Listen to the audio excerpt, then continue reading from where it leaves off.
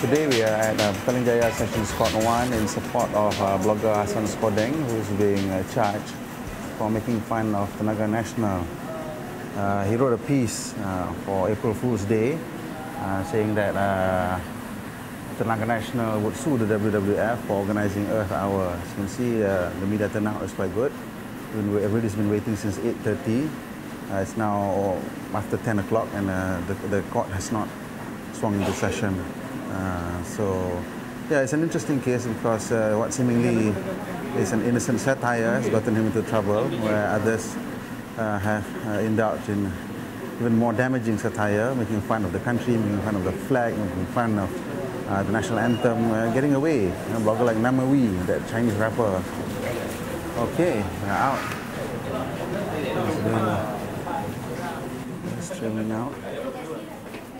Okay.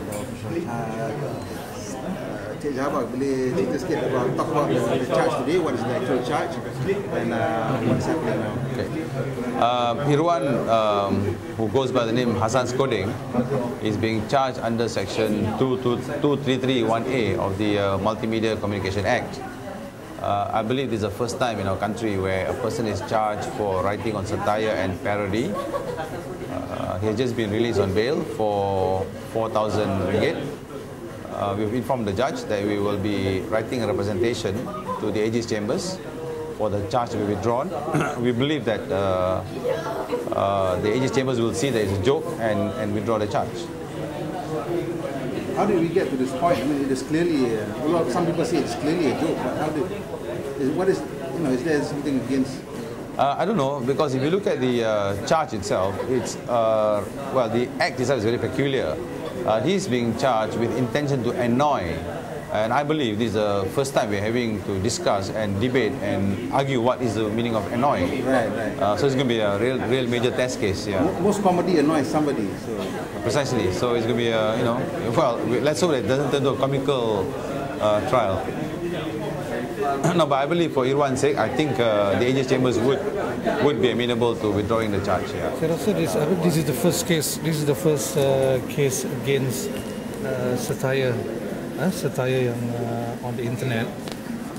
The charge, I think, is the charge against Hassan Skodeng, who his real name is Irwan, is for posting satire that annoys some parties.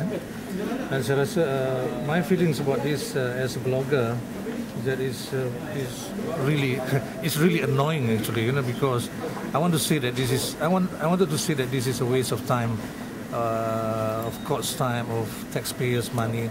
I wanted to say all that, but I think I will not say that. I think it's good that this thing is in court. We will contest it. This is an opportunity once again for bloggers to remain united,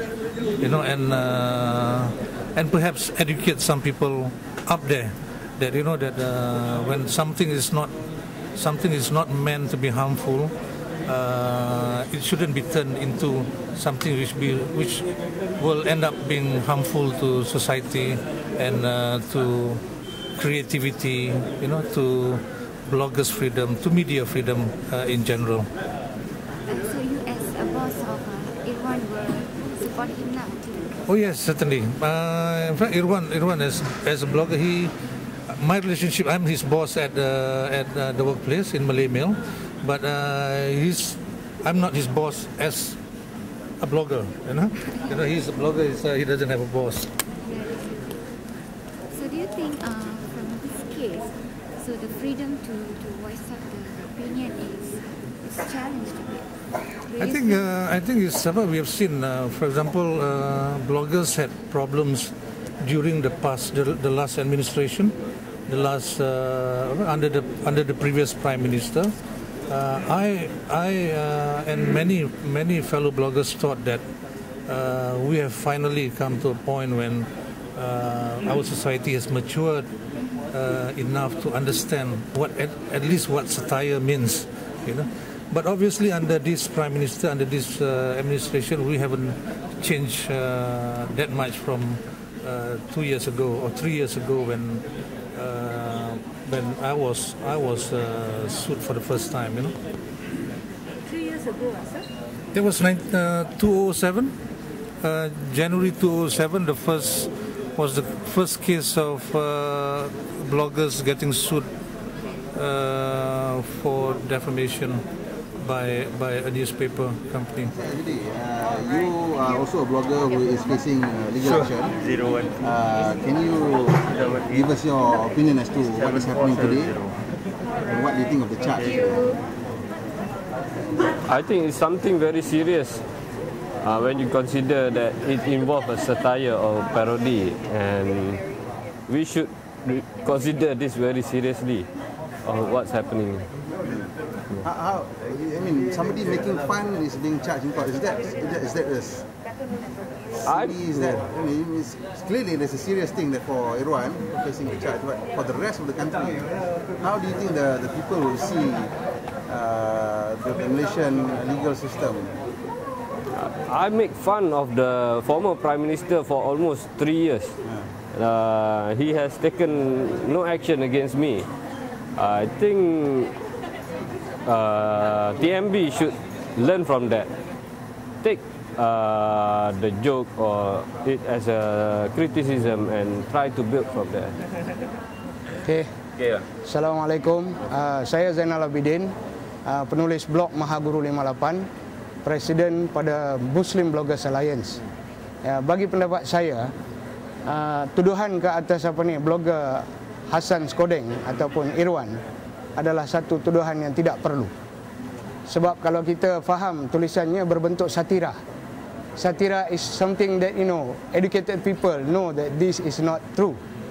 Jadi padahal kita tengok sebelum ini ada yang pengeluar video Name Wee ataupun Wee Meng Chi. Dia telah betul-betul menghina TNB sebelum ini dan dia telah mengeluarkan video yang berturut-turut menghina negara kita, menghina TNB dan juga sekarang menghina umat Islam dengan melakukan satu series of videos yang betul-betul menghina dan menghentam TNB. Jadi kenapa TNB tidak mengambil tindakan ke atas Nemwi, tetapi mengambil tindakan begini ke atas seorang blogger Hassan Skodeng dan menulis satira?